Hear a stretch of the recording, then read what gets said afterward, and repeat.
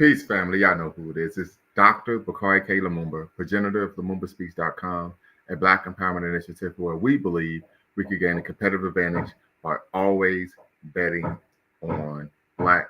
Back once again with another great video, another great show with, of course, Bequaline Network, the Pan-African social media extraordinaire, in the home of Africa Center News and Information. You're watching, of course, us on YouTube, and we're here with part 4 of our Pan-African Leadership Series, our audacious Pan-African Leadership Series, where past, present, and future, where we're reviewing great leaders of the past to create a better world for African people in the future. This is part 4, and we're going to, of course, be chronicling the life, legacy, and work of Queen Mother, Yaa Asantewaa. So once again, family, I'm going to put the link. The link is in the description. The link is now in the chat. And of course, I would share some information on Yaa Asantewaa, and of course, you all could tap in and be part of the conversation this evening. So first and foremost, before we get started, got to go over some of the ground rules here at Lumumba Speaks and Bequaline Network. As many of you know, diversity of thought is welcome, irrespective if you're on the left, the right, or right down the middle. You can be part of the conversation here. Number 2, no racial epithets. No epithets of any kind are allowed. This is a space of Black empowerment. We believe in 3 N's of Black power: self-respect, self-defense, and of course, self-determination. Number 3, facts over feelings. So you can disagree with someone, but you need to attack the argument and not the person. No ad hominems. Number 4, no fundamentally false statements. Okay, so you can make a claim, but you need to be able to substantiate it. If you make a claim that's patently false, for example, you can make the argument LeBron James is the greatest basketball player ever. No problem. But if you were to claim that he was the greatest basketball player ever because Michael Jordan only won 4 scoring championships, 4 scoring titles, that would be a patently false statement. And then, of course, last but not least, our mission here at Lumumba Speaks and the Bequaline Network is neither to exonerate or vilify, but to challenge conventional wisdom and re-examine what has previously been accepted as fact. So, family, this is part 4 of our audacious and groundbreaking Pan-African Leadership Series, past, present, and future, as we honor the leaders of the past in order to make a better world for African people in the future, right? Today, we're going to review the life, legacy, and the work of Yaa Asantewaa. We know Queen Mother Yaa Asantewaa of the Asante people was born in 1840 and transitioned to the realm of the ancestors 17 October 1921. So she was alive during the time of Garvey, just to kind of give you a historical understanding of her place and space in, of course, African history. Yaa Asantewaa, Asante Queen Mothers, were expected to lead in times of great national crisis. Yaa Asantewaa by name was a forceful woman with a grievance and vision. We're talking about Yaa Asantewaa, of course, engaging in leadership during the time of national crisis when, of course, the British came and requested the Golden Stool. If you don't know about the Golden Stool, you could do some research. But the Golden Stool, one, was the representative of not only the ethos or spirit of the Asante people, but was, of course, to be in the possession of what the regent of the Asante people, whoever was the head of state at the time. So Yaa Asantewaa, when the British came requesting the Golden Stool, Yaa Asantewaa made a rather forceful speech to some of the chiefs in the Asante land. So Yaa Asantewaa was chosen by a number of regional Asante kings to be the war leader of the Asante fighting force. This is the first and only example of a woman being given that role in Asante history. Yaa Asantewaa inspired and rallied her people to fight back against the British, during which she gave a speech. And I think this is important because when we talk about that, one of the differences between traditional African culture, and by traditional African culture, I mean African culture societies independent of European and Arab influence, and of course, European culture, both societies were patriarchal. However, there was space for African women to have agency politically, socially, and economically. And this would be an example. We know, if you're familiar with the story of Joan of Arc, where she, of course, believed that she was inspired by God to fight for the sovereignty of her nation, right? Of course, she had to hide her. She had to, of course, engage in subterfuge and cosplay as a man, right? But then what ended up taking place was when they found out that she was a woman, even though she helped them win their battle, they burned her at the stake, right? So we see the difference, cultural differences between Europeans and their view of women, and of course, African people. Just an example to have an understanding in terms of the importance of agency, social, politically, and economically in African societies as compared to Europeans. So Yaa Asantewaa gave the speech. She says, "Brave man of Asante, we are now faced with a serious confrontation by the governor's extreme provocative request for the golden stool, which is the religious symbol of unity of the Asante nation. Not quite long ago, the white man came and unilaterally occupied our God-given land and by force of arms has declared the Asante Kingdom a British protectorate. We should also not forget that during the reign of King Karakari, the aggressors waged a senseless war on us, destroyed the seat of the Asante monarch, and burnt our palace after looting all the treasures bequeathed to us by our forefathers. Taking our brave man for a ride, the governor arbitrarily arrested and deported our king together with some prominent chiefs of Asante without you men even raising a finger. Today he has come again to demand the golden stool. Gallant youth and the man of our fatherland. Shall we sit down to be dehumanized all the time by these rogues? We should rise and defend our heritage. It is better to perish than to look on sheepishly while the white man whose sole business in our country is to steal, kill, and destroy threatens to rob us of our golden stool. Arise, men, and defend the golden stool from being captured by foreigners. It is more honorable to perish in defense of the golden stool than to remain in perpetual slavery. I am prepared and ready to lead you to war against the white man." She also goes on to state that if they weren't willing to fight against the British, that they should trade in their undergarments for hers. So she literally challenged the Asante chiefs, the Asante men of that day, challenged their manhood, challenged their masculinity. And as a result, they accepted the challenge and, of course, made her leader of the war council. So I think this is an example, of course, of the agency that Black women had in traditional African societies. And so the question, when we talk about this Pan-African Leadership Series, it's part 4, Past, Present, and Future, reviewing the life, legacy, and the work of great Pan-Africans of the past in order to make a better world for African people in the future. The question is, do we need powerful female leadership in our community in order to make a better world for African people today? So that's the question that we're asking. The link is in the description, family. The link is in the chat. Tap in, be part of the conversation. You're watching Lumumba Speaks and, of course, Bequaline Network here on YouTube. If you're watching, make sure you hit the thumbs up button. Thumbs up, thumbs up, thumbs up. Subscribe and hit the notification bell for future videos. But the question is, do we need powerful African female leadership, powerful female leadership like Yaa Asantewaa in order to make a better world for African people today? So that is the question, family. I'll put the question in the chat. But that is the question. Tap in, be part of the conversation. Want to hear what you all have to say. You're watching, of course, Lumumba Speaks and Bequaline Network.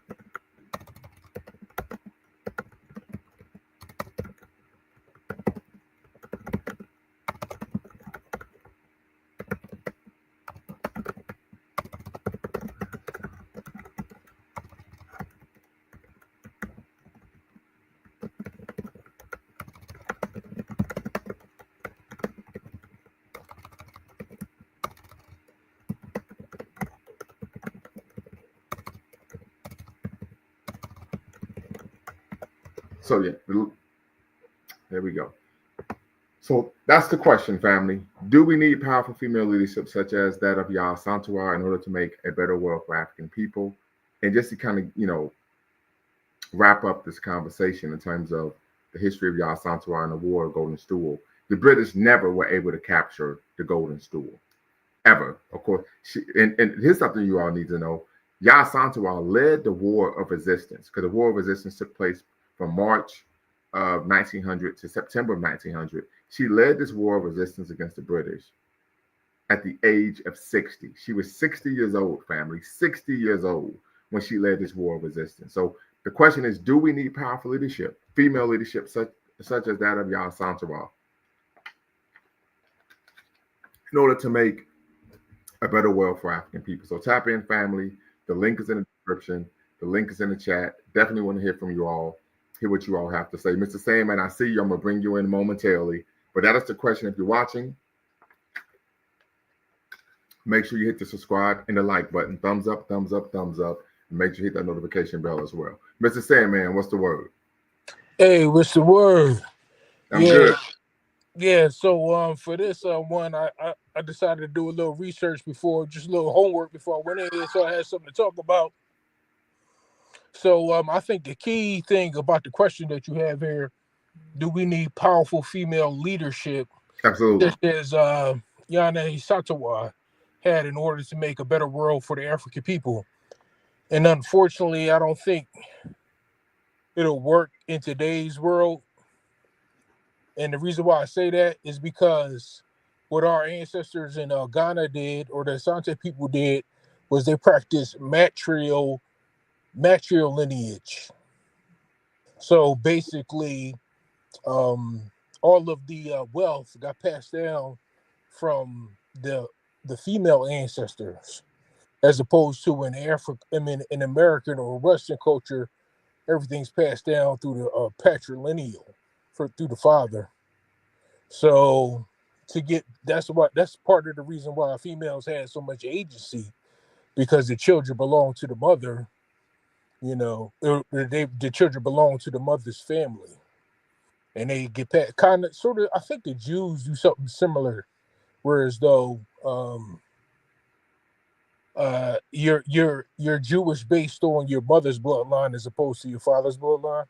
So yeah, so for us to do it here in America, I think we would have to like adjust the way that we look at things, or the way that we do things financially, when it comes to passing down wealth to our offspring. Well, I don't think that's needed or necessary. I think that there's first and foremost, what one would need is simply to be African centered.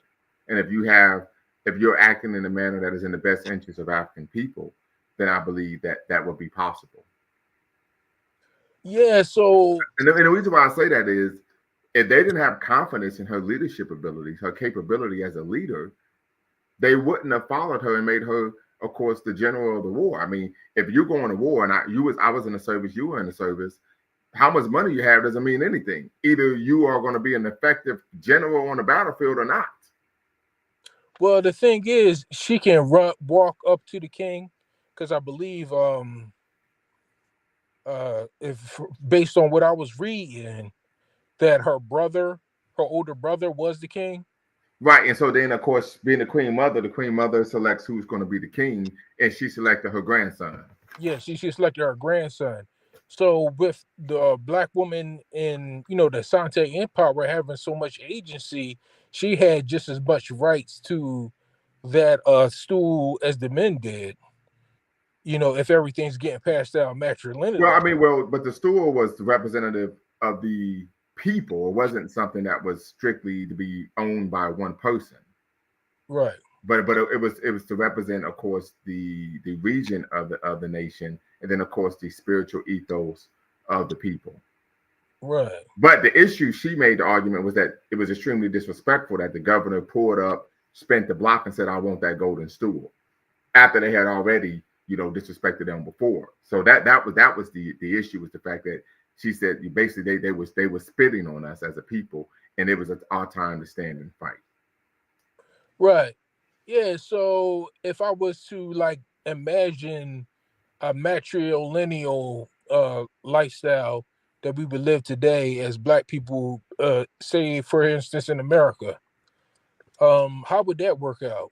But Because so here's the thing: we unfortunately we kind of already have that, right? To children, if you go to court, 90% of the time the children go with the mom, right? I don't think that's the issue, right? Because even though the society it was matrilineal, the society was still also patriarchal. The men were the ones who made the laws, right? So I don't think that's something that needs to be that should be the focus of the conversation. I think the focus of the conversation should be on having powerful African centered women who are willing to be active participants in whatever struggle we have to make our lives better as a people, irrespective of where we are in the world. well, to make them powerful, then what would they need to feel powerful? Well, that's a question you probably would have to ask a woman, but I would argue That's a question you would have to ask a woman. When I say powerful, I'm talking about I'm referring to powerful in the concept or idea of someone who their voice, what the decisions that they make have a monumental effect on our lives for the better. So I would argue that Ida B. Wells was powerful, that uh, Sojourner Truth was powerful, that let's see, Fannie Lou Hamer was powerful, right? So on and so forth. So Gloria Richardson was powerful. I look at it in terms of that, in terms of their individual actions, right? Their personal agency and their ideological frame of reference and worldview is what makes them powerful, not something that society does or does not do. Okay. So those women were like more of they were rare as opposed to the more common thing that happens, right? So they were like an aberration as opposed to the norm. Actually, So I would argue though, when we study the history of African resistance during the Ma'afa, and many argue the Ma'afa still taking place, particularly we find that African women, it was a norm for African women to serve in battle. And not only on the continent, we saw African women working to foment insurrections during the Middle Passage, right? We saw it particularly in Haiti that African women played a prominent role on the battlefield during the revolution. So we could actually make the argument that this was actually a cultural norm that we find amongst African people for women to be sisters in the struggle. okay, so what are the women fighting for today then? Because we're not at war with anybody. Well, I would argue we are at war, right? It just looks differently, right? There's an ideological war, there's an educational war, there's a battle for resources, right? There's a fight for many would argue that we're still fighting for the right to be recognized as human beings, right? There's a fight to control African land, right? So that for African people to live on our own land, independent or unencumbered by foreign domination. So there's a number of battles. Paul Robeson, the great Paul Robeson, during his ideological awakening, stated the battlefront is everywhere. There is no sheltered rear. There's a fight to raise our children and not allow them to be indoctrinated by the filth of the Western world, right? Because we know when you go to school, the children are being indoctrinated to hate themselves, right? So there's a battle on all fronts. There's a battle in terms of not allowing our children to become ensnared by alien religious dogma that teaches them that being African is antithetical, that you be antithetical to being able to make it into heaven, right? So there are battles on numerous fronts. Yeah, so it seems more like an intangible battle as opposed to a tangible battle. Because it doesn't seem like where those people in the Asante Empire was actually fighting for something tangible, their stool, even though it In, represents in their in stability. their sovereignty, they were fighting for their sovereignty as well. Yeah. So what would be our tangible battle today? Like what would we physically be fighting for? Like what possession? Well, I mean that depends. I mean, part of the fight would be able to build and maintain independent institutions. That would be a battle. Yeah. Yeah, that's see the thing about institutions is that's something that needs to be organized in the group setting. That's not something that can be run independently. It has to be similar to a war. It has to be organized and put together. Right. So And as far as so then the question is, do we need powerful female leadership in whatever we're doing in order to make the world better for African people? so when Yane Asantewaa galvanized all of those Africans in her tribe to fight against the British. Ethnic group, ethnic group, ethnic group, Oh, ethnic I'm group. saying ethnic group to fight against the British. Um, did she organize war tactics? Was she like a war general? Yes, they actually made her head of the um of the war of the golly, what's the term? I want to make sure I use the right term. They actually made her the head of the Give me 1 second. Drum roll, please. Of the War Council, yes. She was the leader of the Asante fighting force. Okay. So what war tactics did she use to defeat the British? Well, they lost the war, but they were able to maintain control of the Golden Stool, and she was sent into exile. Okay, yeah, that's because they hid the golden stool, right? Yes. And it's still hidden to this day. Yeah, they were. Yeah, the British were never able to capture the Golden Stool. Right. Yeah. Hmm. So as I Yeah, say, I mean, if a woman if there's a woman that has the ability to organize us in that fashion, then I guess it would be okay for us to lead for her to lead us in that way. So yeah, we but just as have to. part of our history as a people, that this is a cultural norm. It's part of our cultural personality. Right. Yeah, it is a part of our cultural personality. I'm just thinking, like you said, she lost the war. Well, yeah, I mean the British had the Maxim gun. I mean, what I mean is was I mean they had a technological advantage, but they weren't able to capture the Golden Stool.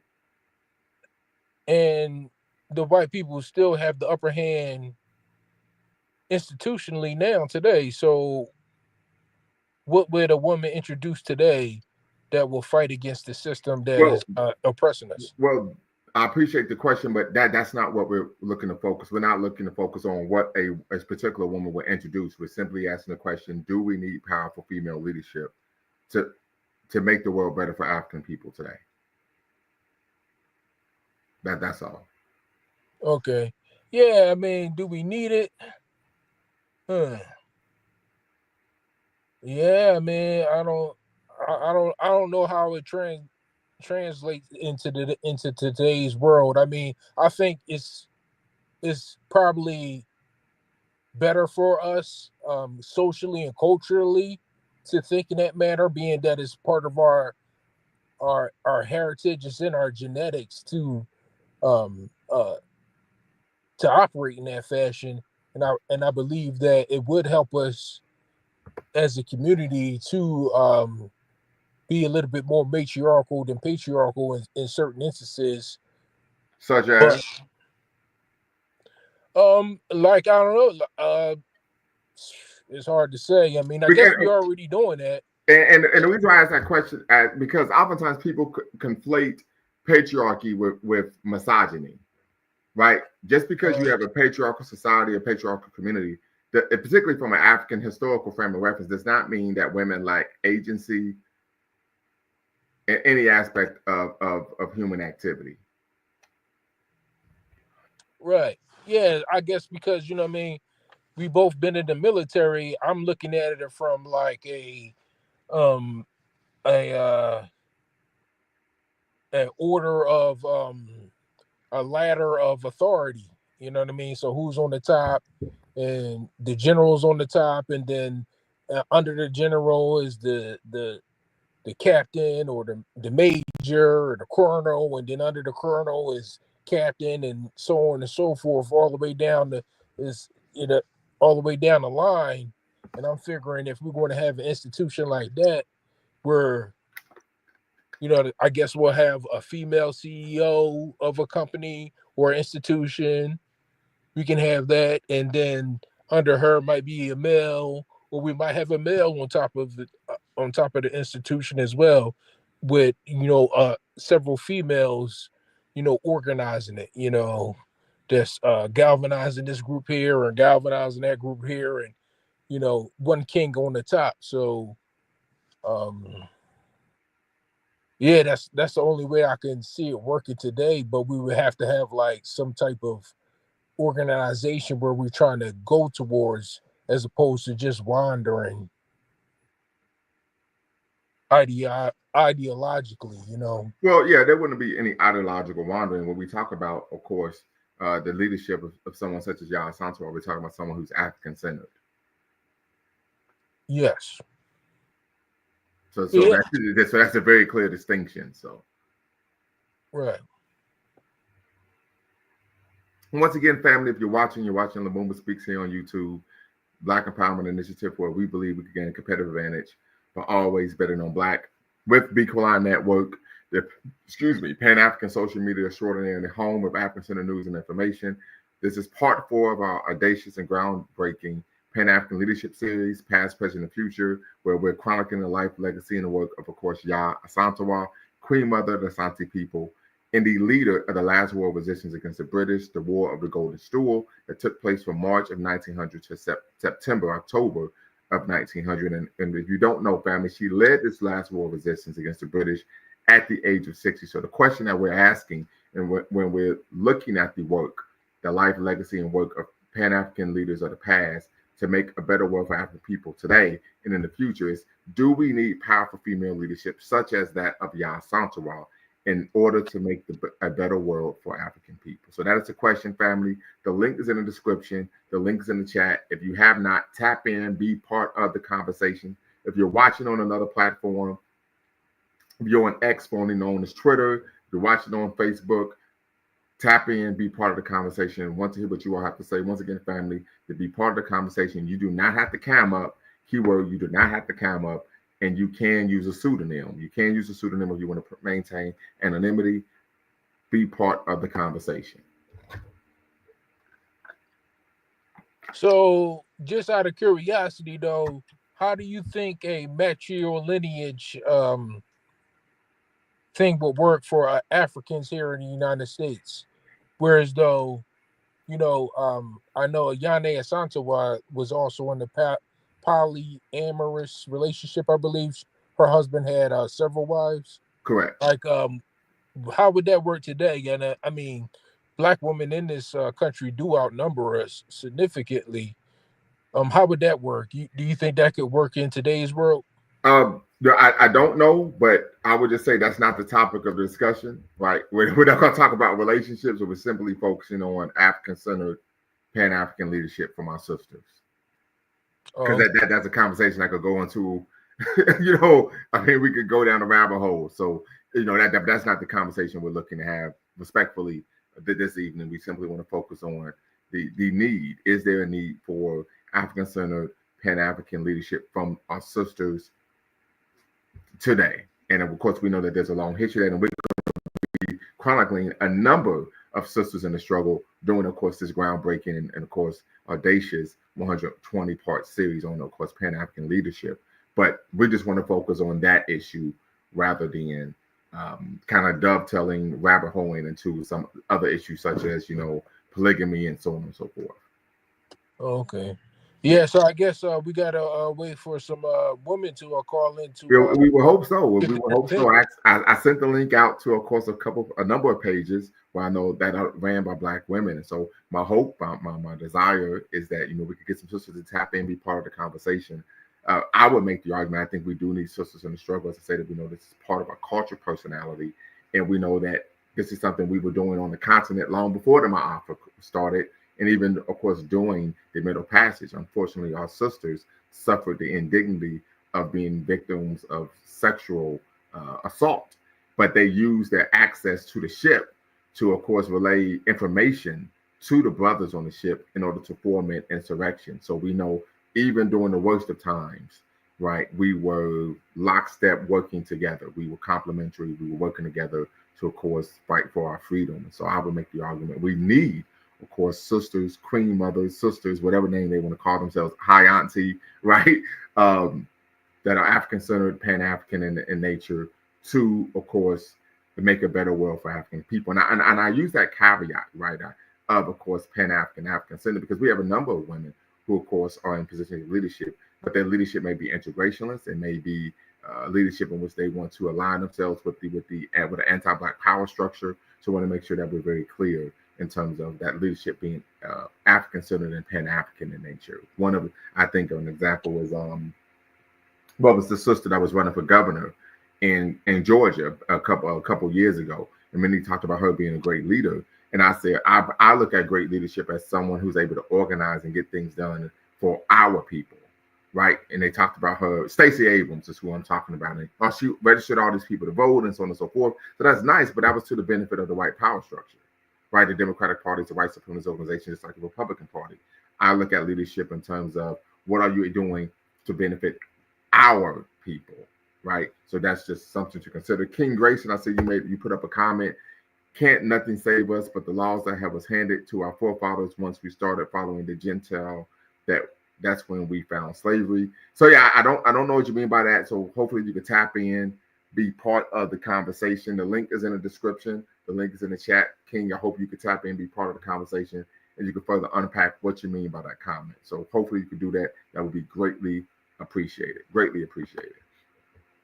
So I would make the argument, yes, we do need powerful female African-centered leadership in the community if we're truly going to be able to restore ourselves to our traditional greatness as a free, proud, and of course productive people. Yep. I mean that last statement by the King Grayson guy, he sounds like one of those Israelites because he's talking about the Gentiles. Yes, sir. So he must think that he's a Jew and white people are Gentiles or something like that. That's probably what they'll call in to talk about if he does. I see. Yeah, so the link is in the link is in the chat, family. Link is in the chat, link is in the description. Tap in, be part of the conversation. Once again, you're watching LaMovaSpeaks.com, a Black empowerment initiative where we believe we can get a competitive advantage by always betting on Black.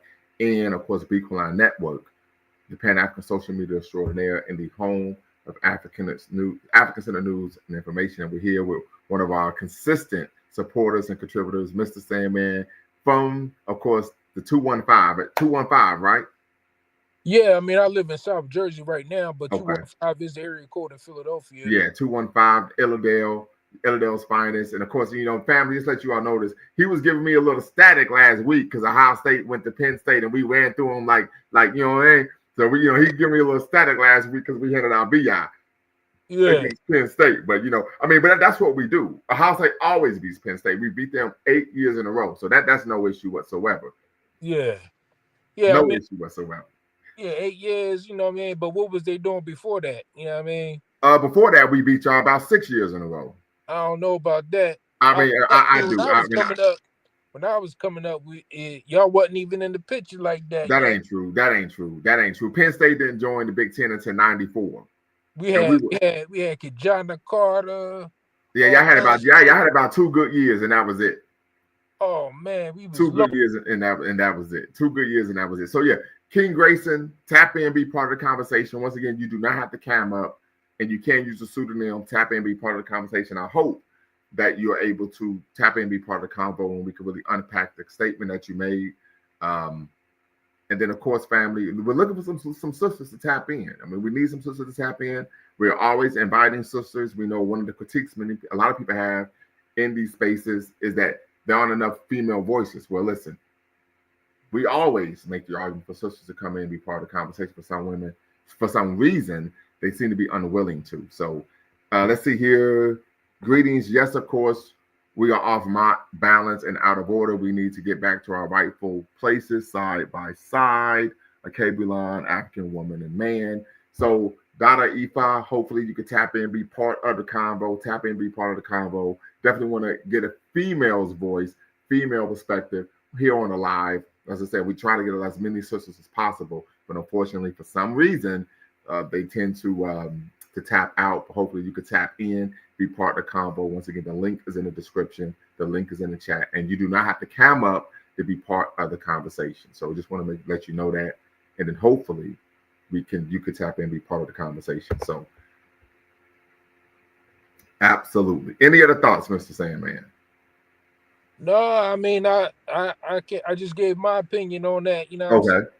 Because I mean, honestly, I just think that for women to have more agency in America, in the world that we live in, I think they just have to have more ownership or more stake in the actual tangible things to have more agency. That's all I believe. You know what I'm saying? So I just look at the dynamics of a household between a husband and a wife, and if the man is the breadwinner and the woman doesn't bring any money, so the woman will tend to be more submissive.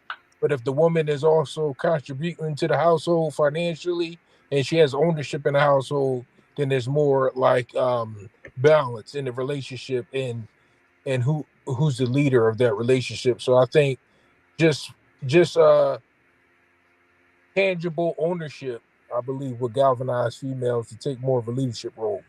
Well, I would make the argument that in our society, well, in the black in African America, we find that black women are only women in this country that make more money on average than their male counterparts. That is a reality, right? No other woman in this country makes more money on average than her male counterpart, except for black women. So I don't think that's the issue. I think the issue is ideological rather than financial.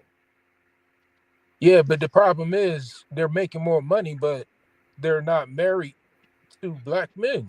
Well, the data would argue otherwise. Only I think 4% of black women are married to non-black men. I mean, what's the percentage of black women that's married at all though? Right. Well, that's 1 in 4. But here's the issue: we want to keep the conversation focused on the question rather than dovetailing into issues of marriage and relationships, so on and so forth. Brother LMA, what's the word? What's going on, Doc? Can you hear me okay? I hear you just fine. Yeah. You're still dribbling down in VA, right? Absolutely. You know, y'all had that big fight card last night, the Davis brothers. Yeah, I saw that on Twitter, but I didn't look into it. Okay. Yeah. But yeah, I know the cat was from he was from Norfolk, so yeah, I kind of want to check him out. I know about the 7 cities, bad news, and all of that. You know what I mean? Oh yeah, yeah. Tidewater. Yep, Tidewater. Yep, exactly. I grew up in Chesapeake, so okay. Yeah. But to your point, like I said, do we need black woman leadership? Like for me, honestly, I think it's just leadership is leadership. You need it coming from men. You need it coming from women. Like I just think that when it comes to, what they say, the woman is the first teacher. So you probably gonna need some leadership. If she's gonna be your first teacher, she probably needs to have some leadership skills to go along with it. And like I said, I bounce around the idea in my head. Especially when it comes to like, I guess open air conflict and stuff like that. Yeah, it would be nice if traditionally it's just men who are going to be fighting the battles, but you're probably going to need the physical battles, the killing and the dying. But I think that you're still going to need, even if traditionally that's not the role in a, how can I put this, in the quest for liberation, that's not going to be the role of most women. Leadership is not only on the battlefield; leadership is everywhere. Right. In the and again, obviously, it's going to be masculine leadership and then feminine leadership, and then,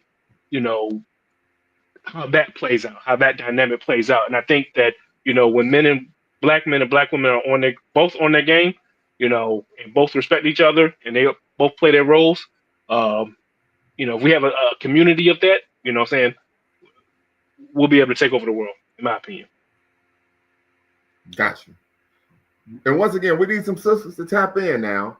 Don't duck the smoke. Actually, there's no smoke here. This is actually a space of black empowerment. We believe in the 3 N's of black power: self-respect, self-defense, and of course, self-determination. But we need some sisters to tap in. We want to hear from you. King Grayson, need you to tap in as well. You commented, you can tap in, be part of the combo. You do not have to cam up. You do not have to use your actual name. You can use a pseudonym. Tap in. You're watching, of course, the Lumumba Speaks and Beacon Line Network here on YouTube.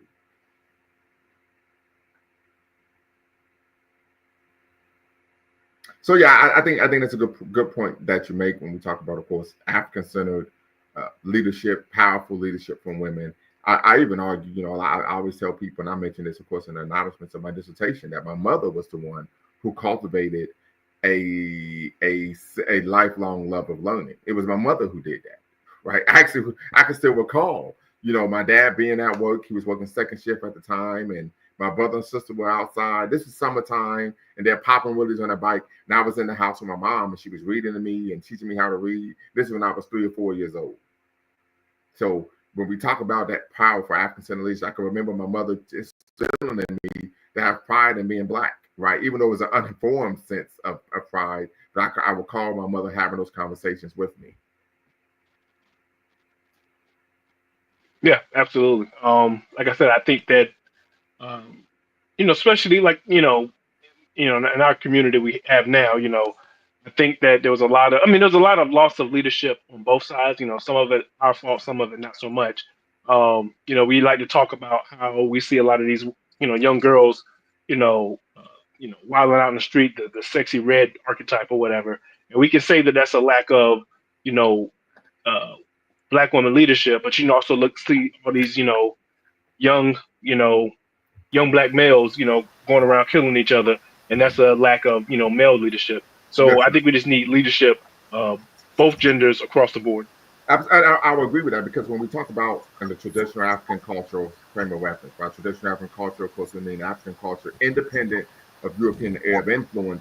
The men reared the boys into manhood, and the women reared the girls into womanhood. So, good Because point. it was the Mendika that would like snatch the boys, not snatch the boys, but take the boys away, and then go off and do whatever training, and they would come back until, Right, maybe until like, couple, not too long, but right. they would Yeah, have to take them yeah, away and we train find them. that throughout the continent is what we call rites of passage. Right. So, absolutely, Dada, Ife, tap in. What do you have to say? Go ahead, sister. You just got to unmute yourself.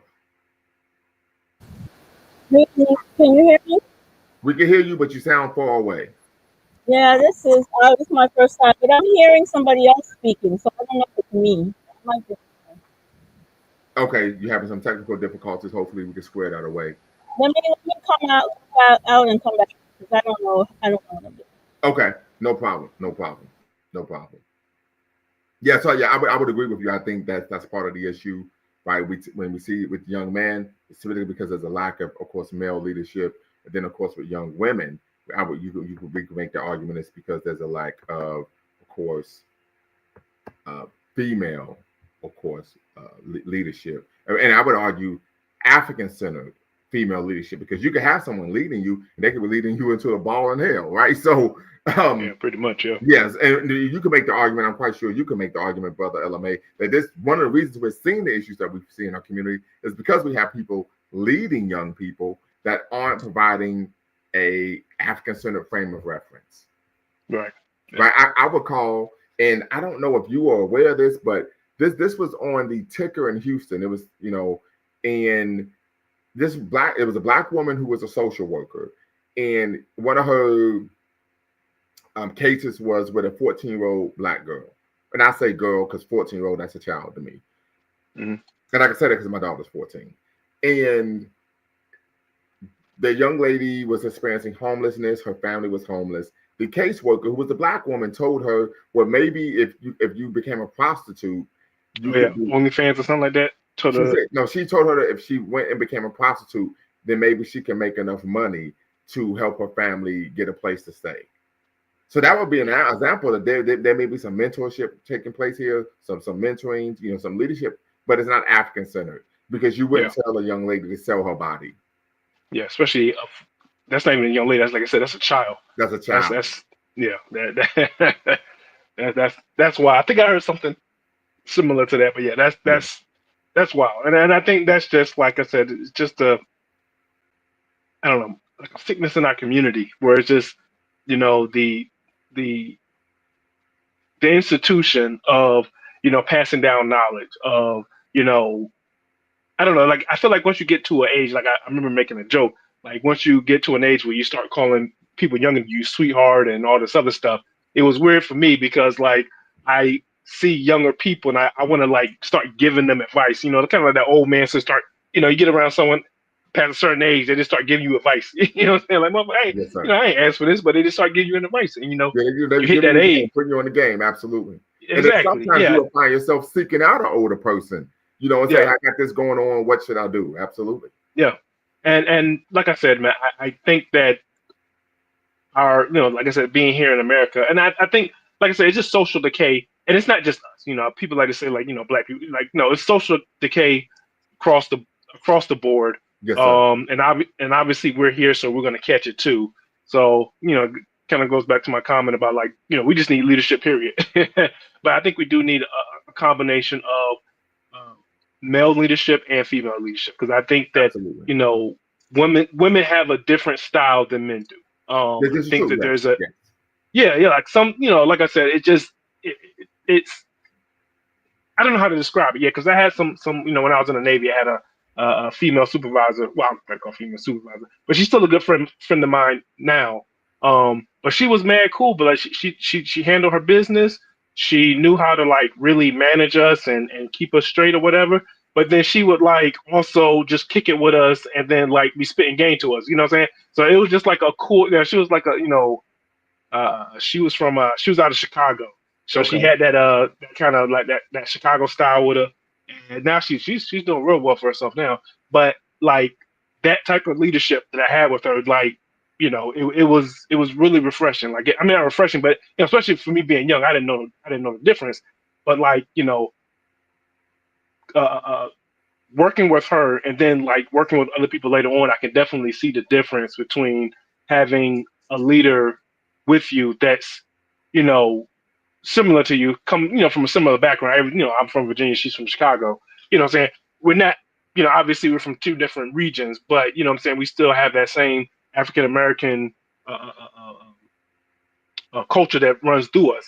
Right. And like I said, for me, like she's probably one of the best.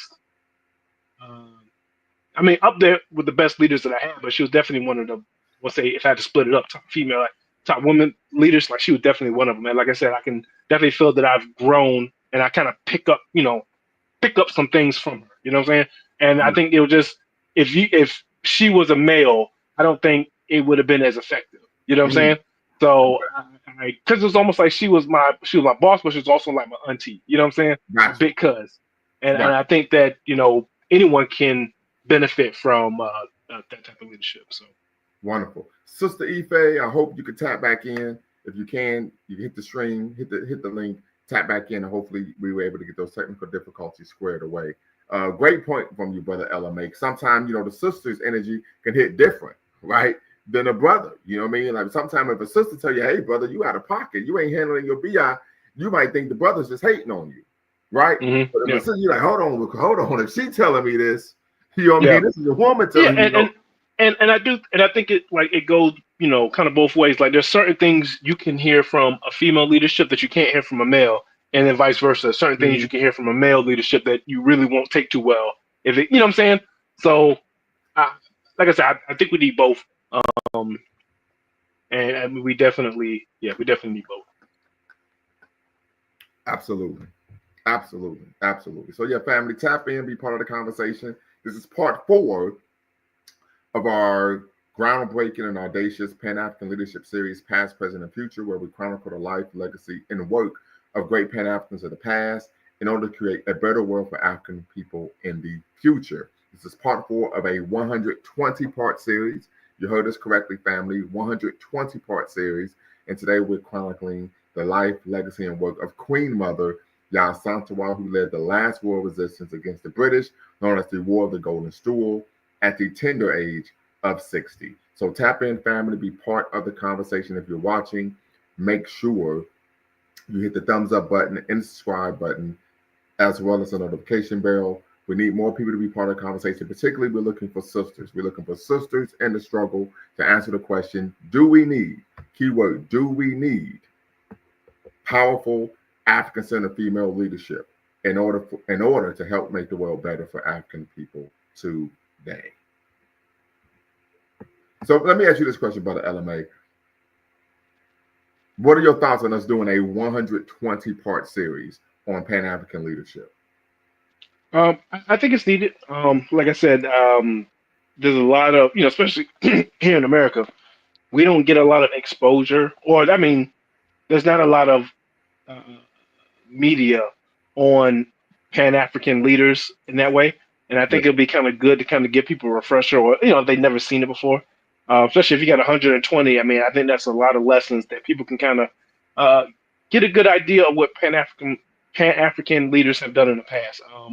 I think that one of my frustrations, not changing gears too much, but the ADOS and FBA movement and how they've taken a kind of a sour uh, uh,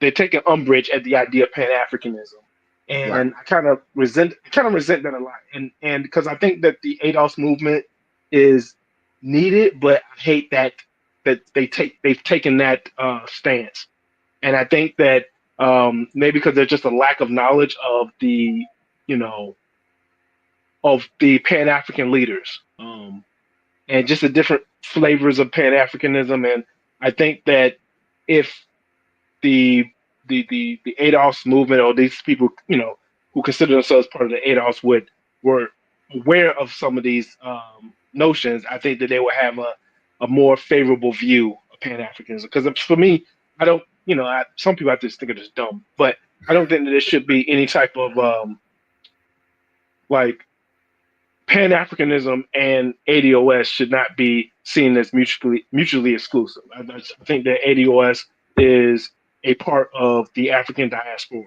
and I think that the African diaspora will work better, can work together. Now that doesn't mean that we're going to be all peaches and cream and everything's going to there's going to be no friction points.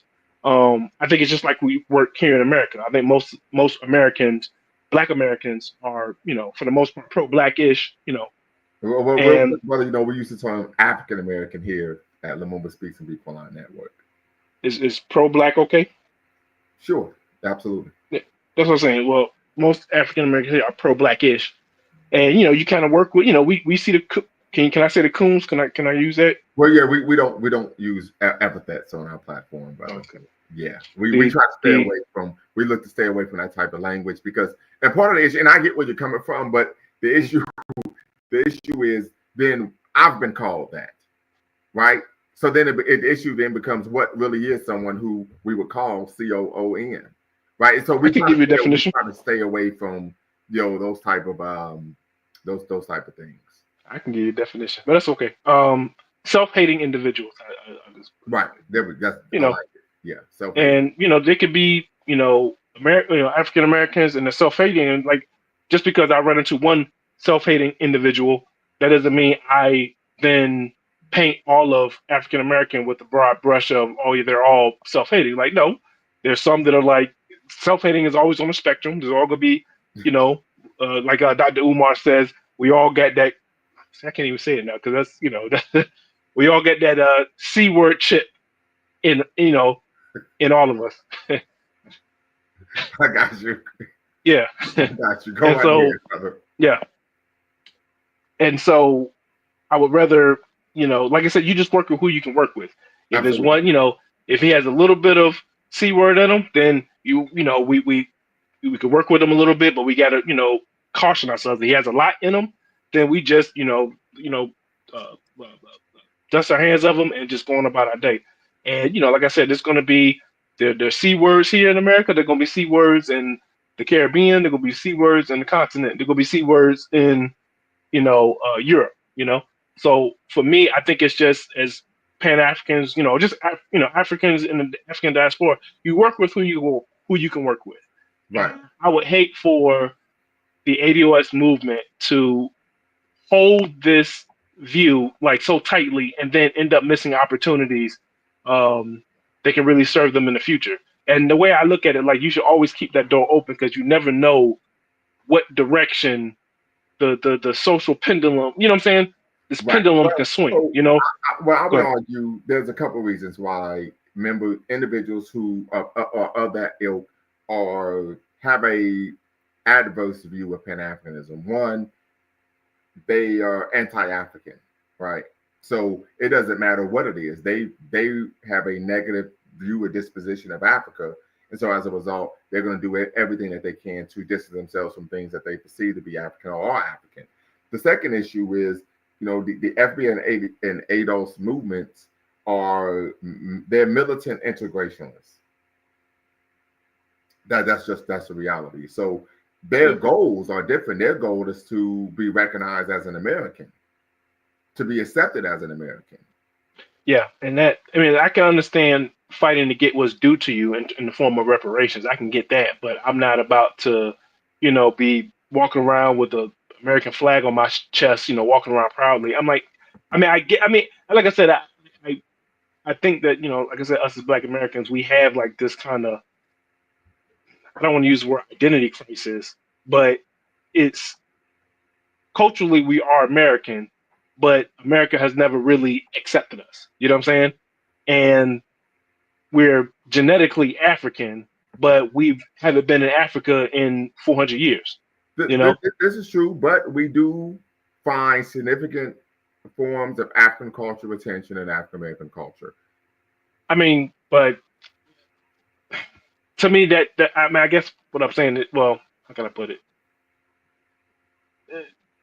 Right, but I mean, you can say that. I mean, that's fine, but I think that, like I said, for me, I have a difficulty.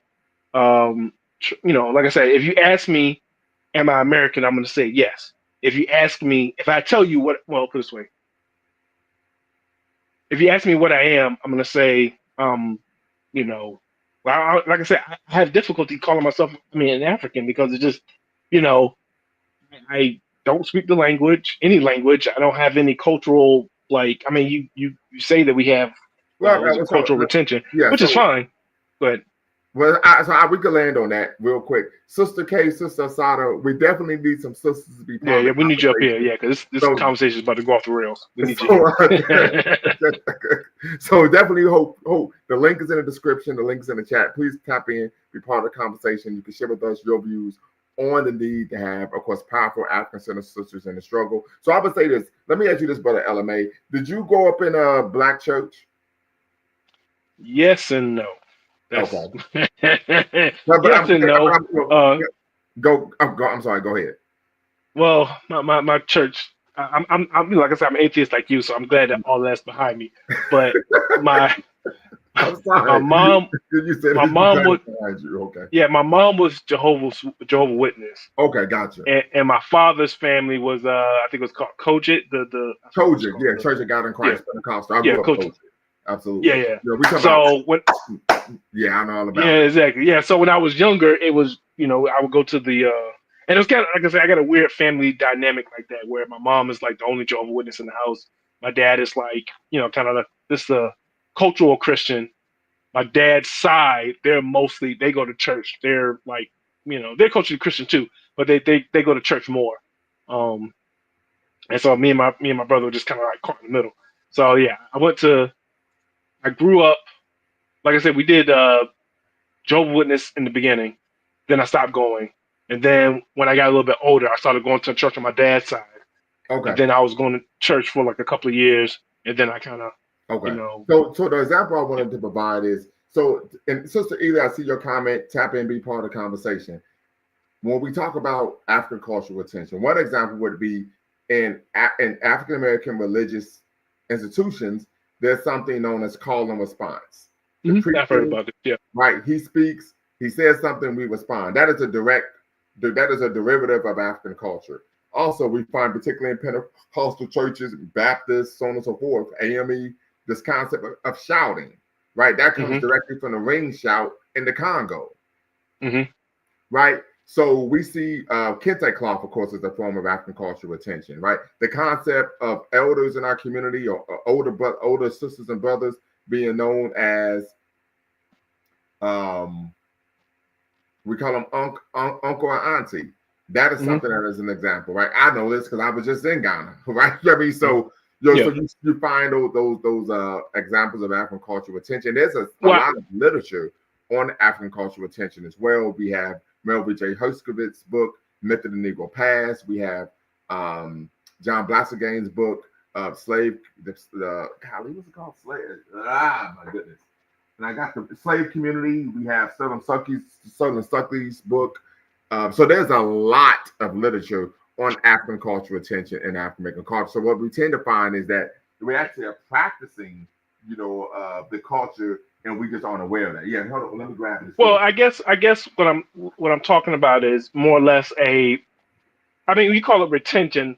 I call it, in my mind, and I haven't done the research that you have, but I'm thinking like there's like the cultural crumbs, and there's like cultural feasts. Like, if you think about the family that you have here, let's say our culture here that we have here in America, and I'm not discounting like, I'm not saying that I want to be separate and apart from the African diaspora. I'm just saying that we are part of the African diaspora, but we are separated from the, culturally, in my opinion. Like, yeah, I mean, yeah, you can say like the what's what I'm looking for.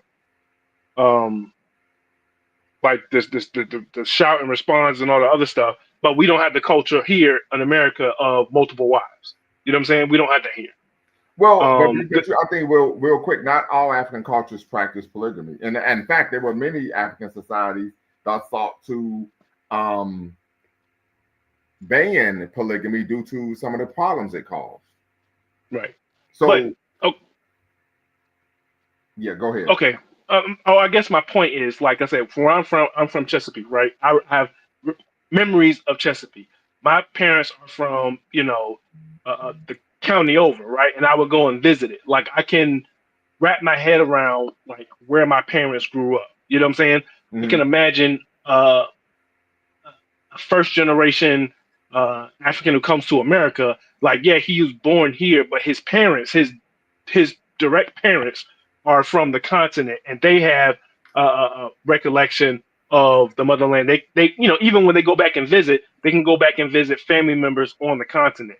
We just don't have that. And I'm not saying that, I'm just stating facts. Like, yes, you can say that we have cultural retention. I mean, that's fine. But in terms of actual people on the ground, language on the ground, kind of like I said, with the exception of, So I said, let me say that. Let me say this. I think that it doesn't matter, because we all, irrespective of where you are, if you're on the continent, if you're in the Caribbean, and if you're here in America, we've all suffered due to the Ma'afa, right? So we all were stripped of our religion, of our language to a certain extent, and even our cultural ways of being, right?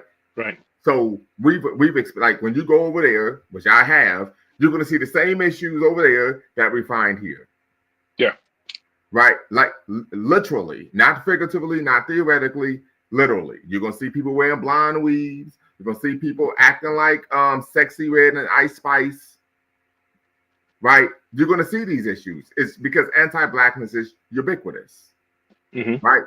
So that's an issue that we have to be cognizant of. However, just because we can't boots on the ground doesn't mean that, and I can really make this claim because I've been to the continent and I was able to see the cultural retention. Like, damn, we do the same thing back home. We right. So that's why I can make those claims. And I could not just, even from a anecdotal standpoint, and of course, in aligning that, of course, with literature. There's a great book that even summarizes a lot of the literature on African cultural retention, African American culture. It's titled Africanisms and African American Culture. It's edited by Joseph E. Holloway. So this is a great text family if you all would like to read it. And actually, you can actually find numerous examples of African cultural retention in African American culture. From food, we're talking about, okra, black-eyed peas, right? To even, of course, linguistics. We talk about Ebonics, right? We know in Haiti they speak Creole. Why? Because French is in their native tongue, right? So we find in Jamaica they would speak Patois, right? So we find these, appreciate you, Brother Zongo Native. We find these forms of African cultural retention, irrespective of where we are here on the continent. I mean, here in America, and one of the greatest examples of African cultural retention is amongst the Gullah Geechee brothers and sisters down on the Sea Islands in the southeastern United States. So, I guess my original point was that I feel that the a counter to the hostilities that some folks in the ADOS movement, like I said, if they were to see that there were other other Pan-Africans who were fighting for the what am I looking for? The betterment, the welfare of all Africans across the board. Like I said, I to me personally, I see myself as a part of the African diaspora. Obviously, my immediate concern are the African Americans here in America. But if I can help out anyone, like I said, if I can help out anyone anywhere else, I will. You know what I'm saying? But like I said, my immediate concern is just because, like I said, I'm here. I understand the culture. I understand, you know what I'm saying? I would, you know, it would be kind of awkward for me to be stomping for folks in, well, I'm not going to say that, but you understand what I'm saying? Like my immediate concern is here, but I can help out wherever I can elsewhere. As long Right. as they're willing to help out for me, I And don't, go and ahead. that is what Pan-Africanism is, that you do the work Yeah. wherever you are, but you have an Yeah. understanding that the anti-black racism that you're facing is connected to a ubiquitous and global system of anti-blackness. Yeah. Sister, I mean, like I said, I'm sorry. no, I was gonna say like, yeah, I mean, and it doesn't mean that all, you know, that no Africans around the world are gonna have any conflict. You know what I'm saying? Because I know that South Africans and their neighbors, I think Zimbabwe, they got like little border disputes, and you know the Francophones and the Anglophones, Right. yeah, you know they kind of go back and forth. Like I said, it's not saying that it's gonna be perfect, that it's gonna be like just no conflicts, you know. But I think that you know us working together, because you know the way I look at it, you know, people always talk about white supremacy, and I'm like, okay, well, what is white supremacy other than pan-Europeanism? Right. And I don't even talk about white. We talk about anti-blackness. So, but real quick, Sister Asada, Sister Ely, Sister K, I need y'all to tap in. We need some sisters to be part of this conversation. We need to send some sisters in this conversation. We're talking about needing, of course, Pan-African leadership. I saw Sister Ely stated that unfortunately, the community is so divided they wouldn't follow. They'd be more accepting of female leadership from a supportive role. So really want you to tap in and give an example why you believe that. Because, and the reason I'm asking that question is because we did a show on Pan-African, is Pan-Africanism a sexist movement? And what we find is that in the Pan-Africanist movement, we don't find sexism. Women were treated like equals in the movement. So that's why we talk about having an African-centered Pan-African frame of reference. Now, you have individuals who are seeking to emulate, of course, some of our enemies, domestic and, of course, international, then that may be the case. But we don't find that in the history of the Pan-African movement. Sister Asada, you've tapped in, here in the chat. Need you to tap in and be part of the conversation. As you know, you do not have to come up to be part of the conversation. And, of course, Sister K, hopefully you could tap in and be part of the conversation as well. But I would say this back to you, Brother LMA. So I've had a lot of conversation, and I've been in proximity with a number of individuals who are FBA ADOS. One, of course, they tend to be extremely ignorant about Pan-Africanism, what it is, how it works in history. But the second issue, as I said it before, what I find is that they have a anathema for Africa and things that are even perceived as being African. And so that's the major issue. And I would argue the major issue is self-hatred. So it doesn't matter if you give them an education or not. If they hate themselves, they're not going to want to associate with anything that is considered African. This is one of the reasons we find many of our brothers and sisters in the African American community have a negative view of Kwanzaa. Why? Because it reminds them of Africa, and they don't want to have anything to do with that. Yeah. I can see that. But I think that, like I said, I forgot the gentleman we were talking to a couple of weeks back when he said that we need to get some W's on the board. But I do think that absolutely having snapshot reviews. Yeah, that was his name. But I do think that obviously getting wins on the board, but I do think that having that knowledge of, because even the and this was a crazy pivot for, I don't know how you feel about saying names, certain Tariq Nasheed. His pivot was insane. I've never seen anything like that. You go from having documentaries about 1804 and then talking about Pan-Africanism to, talking about tethers in like the course of a year. Like, that's crazy. Well, yeah. Well, part of the issue is because he's a grifter, and his goal is to create. His goal is almost like that of a politician, right? I'm going to convince you that there's a problem, and then the solution is to purchase a product from me. Yeah, that's what he does. All right, there's a problem. We aren't learning actual history, so the solution is buy my DVDs that are pseudo history. Yeah. Right. There's a problem. We haven't learned the actual history of the greatness of the Haitian Revolution. The solution: purchase this from me. Yeah. Right. And that I mean, that was such a that was so sad, because, like I said, he really. I mean, the grifters like that really mess up, because like I said, now when someone comes along with some real Pan African history, what I'm saying, it's going to be tainted by folks like him, and that's really it's really a shame. But um, you know, I just think that having, like I said, what you're doing with this, 120, you know,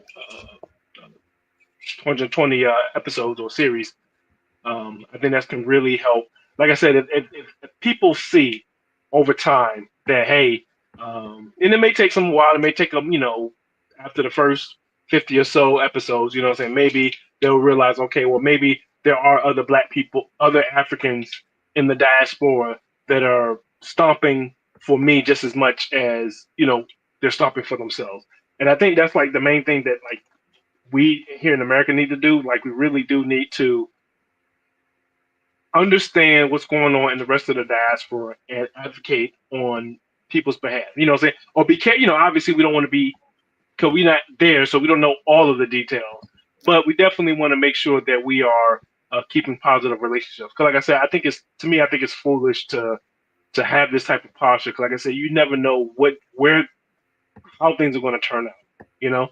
No one ever thought that, Trump would be president, then to be impeached, and then to lose, and then to become, get elected again. Like no one Right. could have saw that. People didn't see that coming. So you never know. That's just talking about just the randomness. But like I said, you had the Sahel region. You had was in Niger, Mali, and Burkina Faso. Burkina Faso, yeah. Yeah, they're like I'm saying they got their little thing going on, and I'm really what's what I'm looking for. Happy for them. I'm really hoping the best for them.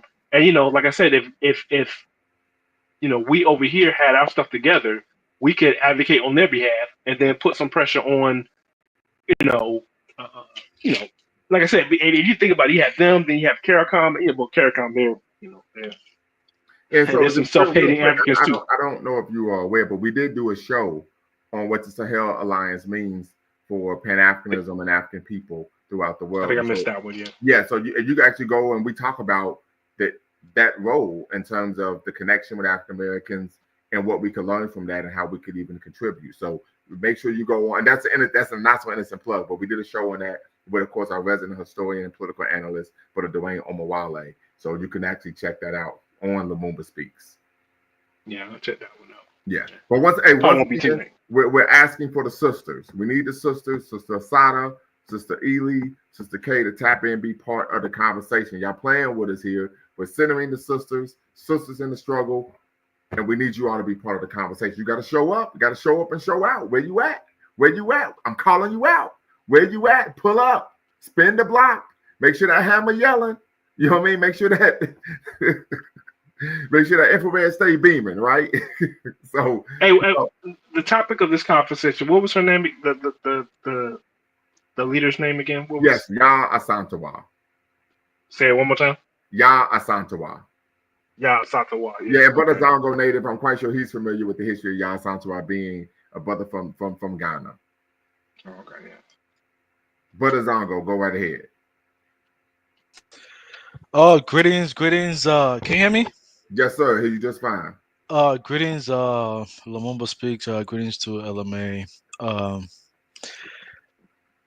Yeah, I just have a few, couple of questions. Do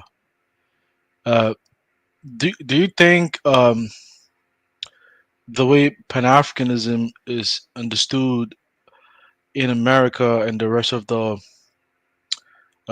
diaspora in the Western societies is similar to how continental Africans understand Pan Africanism? In what respect? I mean, I would say like, I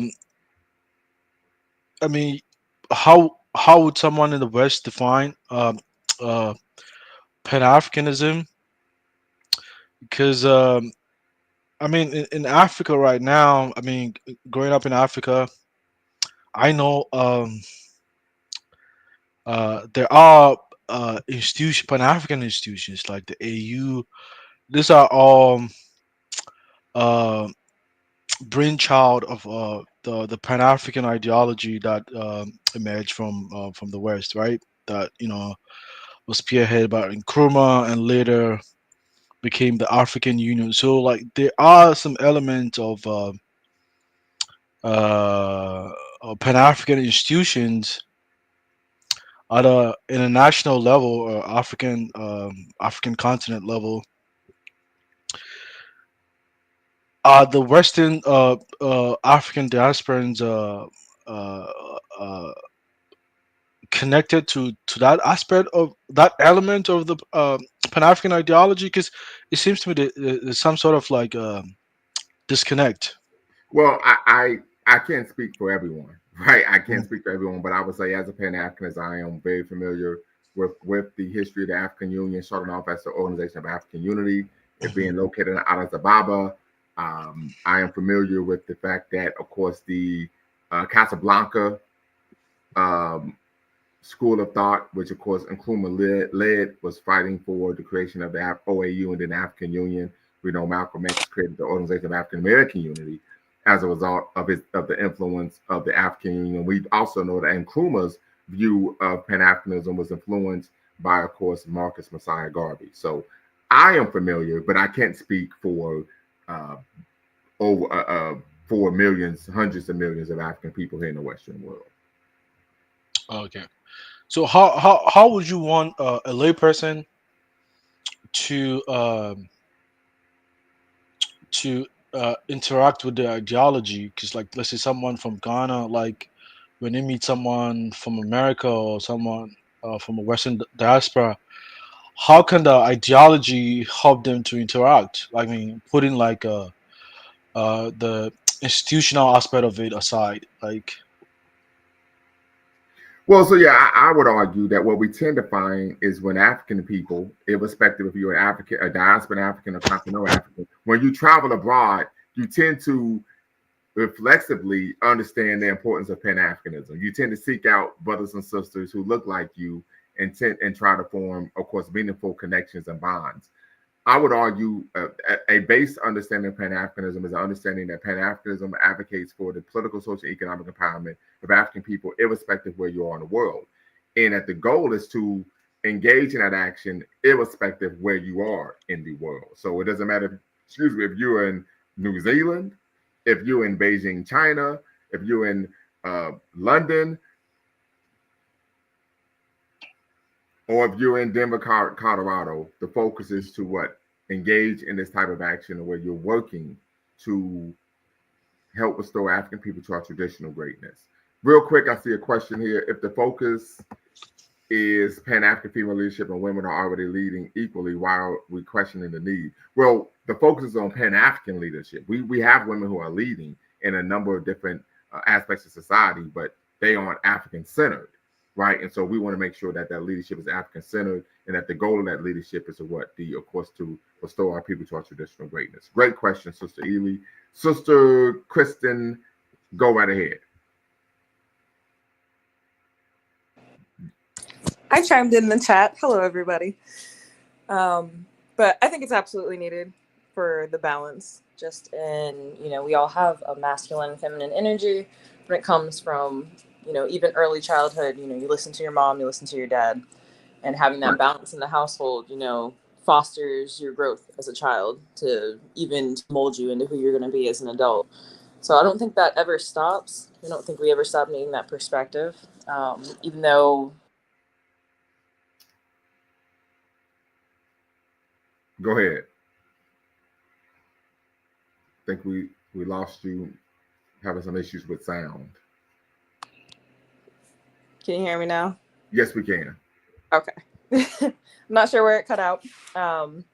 But somebody had stated beforehand feeling like the men wouldn't follow. They would follow it if it was in a supportive role. Right. So I think the guidelines have kind of gotten muddied, but it's going to take from both sides to create an environment where there can be that leadership. Both sides needed a supporting role to be able to have the leadership coming from both parties and both perspectives, in my opinion. Okay. Very good. Any thoughts on what Sister Christian had to say? Kirsten, I'm sorry. I was just about to say. Any thoughts? No, yeah, no, I agree. I definitely agree. Like I said, it needs to be balanced. We just need leadership in general. I think Yeah, that yeah, because just yeah. Oh, go ahead, yeah, Anime. go ahead. No, go ahead. I'm done. Yeah, because I mean, a lot of times, because like even in Western societies here in America, in particular, they tend to like project uh, even the concept of patriarchy to a lot of like you know American man. Same thing in Africa. Not all cultures in Africa even practice that. Ashantis, for instance, their system is more like they follow uh, um, matrilineal form of inheritance. Even the Right. kings, you can only become a king in the Ashanti kingdom by through your mom's side, not through your Right. dad's Yeah, side. we talked about that. But I think it's also important to understand that matrilineal doesn't mean matriarchal. Yeah, of course, yeah, So yeah, like matrilineal form of inheritance. Um, yeah, I think, I mean, if that aspect of the culture is brought to the limelight, then people could you know how to strike a balance and know how to operate between both lands. That's what I wanted to add, pretty much. okay. And if somebody said we just need leadership, period. Who made that statement? I think that was me. Well, I said Oh, it, but yeah. okay. So I would disagree respectfully. And the reason why I say that is I think there has to be a caveat. What type of leadership? We have some people their goal in leadership is simply to lead people to Christ. Some people their goal in leadership is simply to lead our people to Allah. Right? No, that's fair. I didn't Some specify people, what so type of yeah, some leadership. people their goal in leadership is to get us to emulate white people and be poor imitations of white people. No, that's definitely fair. I didn't Right. specify. So Yeah, we do that's need a why certain type of I yeah. argue the kind of leadership, right, is extremely important because I think, and the reason I say that, being in the community and engaging in the community, working in the community, you see these things, right? The goal is simply to what? We just want them to become a Christian. We don't care if they're educated, they understand financial literacy. If they, I mean, we find all the time, we find our brothers and sisters who may be practitioners of a particular religion and they hate who they are. They hate the fact that they're African. Right? I saw this even on the continent. This is something that in some spaces you can't be a good Christian if you have an African name. Oh yeah, of course. Right. So Yeah. like I said, Yeah. is it African centered? Is it Pan African in nature? If not, for It's me, not. we, It's not. hey, we got to throw it out. We got to throw it out the window. Yeah. Yeah, I agree. I mean, I remember like even during the presidency of Rollins, he used to criticize that a lot. Mm-hmm. Because a lot of like the religious practices in Ghana at the time, they frowned upon a lot of like African traditions, customs, and values. You couldn't even wear your costume to go to church, even holding public offices. Right. And having your name was frowned upon. That's why you do see a handful of Africans embracing like European names, because the church is kind of Yeah. not The not church necessarily plays a role in that type of Islam too, brainwashing. not Hey, So just the church, it's yeah. Islam too. So that Same yeah, thing. yeah. So like I said, the kind I of hate the leadership is project. important. It wasn't there a country in Africa or the Caribbean that they finally banned the wigs for the parliament. Did you hear about that? No, not in Ghana. No, I mean not in Ghana, but I mean, do you guys wear the powder wigs? I'm not. In Ghana, yeah, they do, man. In Ghana, like, yeah, man, they'll kill you just to put on the wig, man. they went Yeah, to they went to I'm whole gonna look law it school up. to put on the wig. I'm gonna look it up because I do remember hearing about some. It was an African. It was either in the Caribbean or it was in the continent. They decided that they're finally going to get rid of the wigs and say like, yeah, we're banning the wigs. In order No to more powder ensure, wigs. Let me look it up real quick. Real quick, family, I want to make sure that we make major things major. So I want to recenter the conversation on, of course, about sisters and the struggle. So let me ask this question because I already know being from Ghana, Brother Zongo. But for Sister Christian and Brother LMA, and for the brothers and sisters in the chat, were you familiar with the story of Yaa Asantewaa prior to this evening's broadcast? No. Okay. I heard something about the chair like a long time ago, but like not the whole thing. Okay, and if you're in the chat, put a 1 in the chat if you were familiar with Yaa Asantewaa prior to this evening's broadcast. Put a 2 in the chat if you were not familiar with Yaa Asantewaa prior to this evening's broadcast. Because one of the reasons we decided to, actually create this leadership series, myself, Brother B. Quillan, Brother Dwayne Omawale, and of course, Brother Jabril Africa, was because we felt that a lot of our brothers and sisters are unaware of the history of the movement. So we said this would be a chance for us to actually educate brothers and sisters on Pan-Africanism and the numerous leaders, brothers and sisters in the struggle. And literally, the 120-page list, family, comes from the section in my dissertation on acknowledgement. So in my acknowledgements, I actually acknowledge 120 Pan-Africanists and give thanks for, of course, their life, legacy, and the work that they did to help liberate African people from foreign domination. So that's where I got the list from. And of course, we have 116 shows to go after this evening. Okay, so 1, 2, definitely. Okay, very good, very good, very good. Absolutely. Okay, very good, very good. So before we land this plane, any final thoughts regarding Yaa Asantewaa and of course the need for African-centered, Pan-African female leadership in the community? No, I do think that, like I said, it's necessary because, like I said, there's certain ways that that female energy can bring out the best in men. You know what I'm saying? Can also bring out the worst. You know what I'm saying? Sometimes, but I do think that a good leader, good woman leader, female leader can, what I'm saying, that energy, like I said, it can just bring out it can bring out the best in the man at times. So Okay, I definitely think it's necessary. very good. I have a question of what do you think is the process to engage women to become into these leadership roles? Ooh, that's a good question. So I would make a couple things. I was in the organization years ago, Able Youth Leaders Alliance for the Betterment of Leadership and Education, Pan-Africanist organization. And then I helped co-found an organization, the Coalition of African Unity. And in that organization, we practiced, and I was a part of the Africana Elders Council in Dayton, Ohio. And so the concept of women being engaged in leadership, that was part of the bylaws of those organizations. That you're going to have women, male, and on any initiative or project or program, we have a male lead and a female lead. So women being trained and engaged in leadership, that was part of the organizations that I was part of. That was part of the bylaws of those organizations. So women were going to be engaged in leadership if they wanted to or not. Oh, sorry, I was still muted. Okay. How would you combat the challenge of men potentially resisting the female leadership? Well, I would just speak for myself in the organizations I was part of. If men had a problem with that, then they would Do you mean communicated from the organization. do you mean in America or what? I think you're speaking in terms of the organizations I mentioned, correct? Yeah. Yes. Oh, okay. So in the organizations I was in, if you had an issue with that, you couldn't be part of the organization. Okay. It's very simple. Yeah, If we were but to move back to the why would there be a possible female leadership? Because I grew up in Ghana for the most part of my adult life, and it's not even conceivable to think that men will resist the female leadership. So, Well, I mean, I think that was a legitimate question because the reality is we have people who are misogynists. That's just the reality.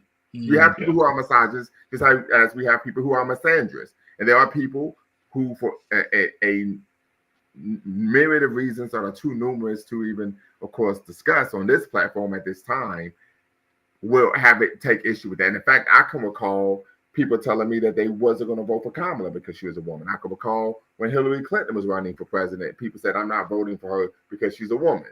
So this is a reality that we find, irrespective of where you are in the world, that there are individuals who are opposed to women being in positions of leadership. Yeah. But like I said, I think that. Well, yeah, I think I'll say that. But yeah, I'll say there's plenty of reasons not to vote for Hillary and Kamala, but her being a woman is not one of them. Right. Her being a woman is not one of them. Yeah. Right. But that was the reason they gave. And I said, That was the reason they gave. Yeah, that's not a good reason. Yeah, it's not a good reason, right? But this is an issue. And I can recall when I was the first year I was in my doctoral program, and just to kind of show you how these things kind of go on a slippery slope. And I was disagreeing with a white woman who was a feminist. And I disagreed with her with the argument she made. I didn't attack her, I attacked the argument, right? Facts over feelings. And one of the professors stepped up and said, well, you disagreeing with her is an example of misogyny. And I said, well, you disagreeing with me is an example of anti-blackness. Funny how that works, isn't it? And she goes, oh, I said, yeah, just because you disagree with someone doesn't mean that you are opposed to that person as being a human being or having rights in a civil society. I said, we got to stop the cap here. But yeah, every organization I've ever been part of, it was mandated that men and women would be in positions of leadership. And that actually was rotating leadership. So everyone in the organization got a chance to engage in leadership and develop those skills. Yeah, I think the main thing is just balance. I think just like I said, once everyone is kind of comfortable with themselves, I feel that the idea of women being leadership, that all the resistance will leave. I think that a lot of it comes from the feeling of basically insecurity, and I don't think that the insecurity is just something they can just get over. I think it's just some work that individuals and the community need to do for kind of everybody. And I think once you feel like your cup is full, then I think that and then you can actually kind of like look at yourself in the mirror and be proud of what you see. I think that the act of taking leadership from a woman will be less offensive, I guess, if that makes sense. Absolutely.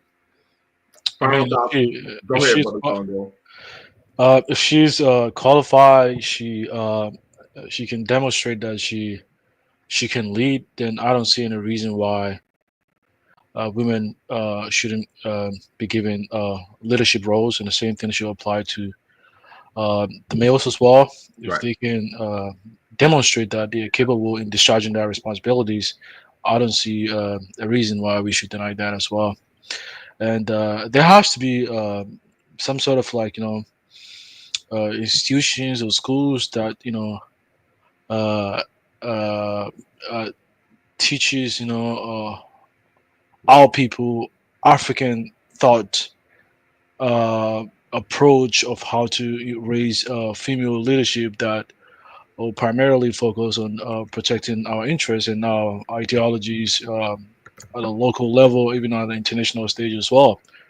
I think that would what I would expect to see, if not now, probably in the future. I'm curious to actually Lumumba if we have institutions that are actually teaching our kids, I don't know, if the U.S. about Pan Africanism uh, ideologies, especially. I mean, in the case of this topic, if possible, too, as well. Yes. So Yeah. I just shared my screen here. Mhm. The School of Pan African Thought. This is an actual online institution that I am affiliated with. Brother Dwayne Omawale actually teaches at the School of Pan African Thought, and this is an actual institution where what you just discussed is taught. So that they have Mhm. numerous courses on Pan Africanism, history, leadership of Black men and Black women. The School of Pan African Thought. You can Google the School of Pan African Thought, and of course, you can learn. This is where you can learn a lot of. At what age can you enroll? Like kids? So you have to contact them to answer that question, to have that question answered. Okay, awesome. I think that's a remarkable start, because the reason why religious organizations like Christianity, Islam are leading is because they have institutions in place. Correct. They teach kids to abide and conform to their way of thinking, and that's how they implement it, and influence people overwhelmingly globally.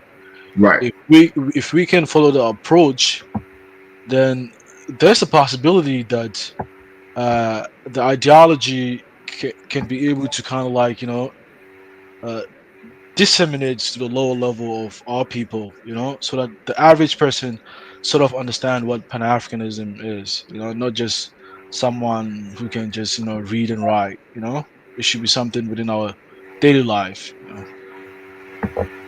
Absolutely. And when you bring up those different religions, one of the issues that we find is that those religions actually advocate for the subjugation of women. So we know that's antithetical to our cultural way of being. So this is something, of course, to consider. And just real quick, I just want to go over the courses at the School of Pan-African Thought.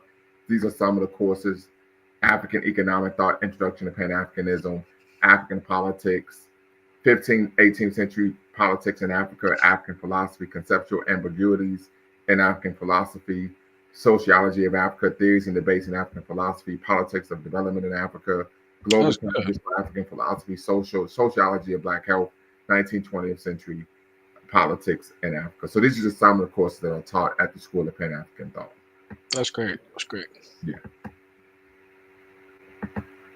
So any final questions before we close out, family?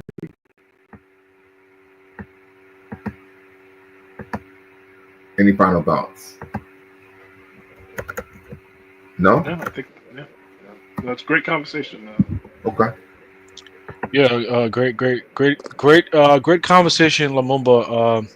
Yeah, I mean, especially we are at a time where a lot of people uh, are arguing that Pan Africanism is not relevant in this contemporary age and time, and we definitely voices like Lumumba speaks to kind of like uh, re rejuvenate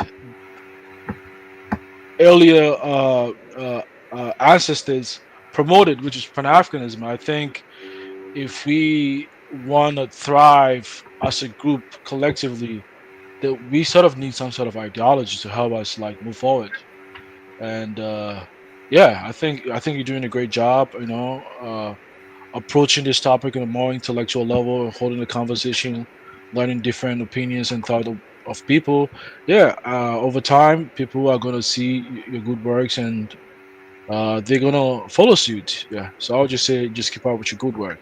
That's just Appreciate it, sister. And just let you all know, part 5 of our groundbreaking and audacious Pan African Leadership Series, Past, Present, and Future, will be on Nnamdi Azikiwe, who, of course, was the co-founder and editor of the West African Pilot, which was a Pan Africanist literary organ newspaper created by Nnamdi Azikiwe and, of course, Kwame Nkrumah. And, of course, Nnamdi Azikiwe was the first president of Nigeria. So we will be chronicling the life, legacy, and history of Nnamdi Azikiwe on our next broadcast of our Pan-African Leadership Series, Past, Present, and Future. Sister Kirsten, final thoughts from you before we close out. I'm glad that there is a space to have these kind of conversations. They're thought-provoking. They need to be had. So I'm looking forward to the rest of the series. I will join, add my voice in there. Won't be scared next time. But overall, I think it was a great conversation. Appreciate it. Brother LMA. No, great conversation. Looking forward to the next one. Very good. All right, family. Y'all know what to do. Make sure you hit the subscribe and like button. Hit the notification bell. You've been watching the Lumumba Speaks and Beautiful Line Network. Until next time, y'all know what to do. Always bet on Black. Peace. Before you go, make sure you hit the subscribe and like button. Thank you for supporting the channel. And remember, here at Lumumba Speaks, we always bet on Black. Peace.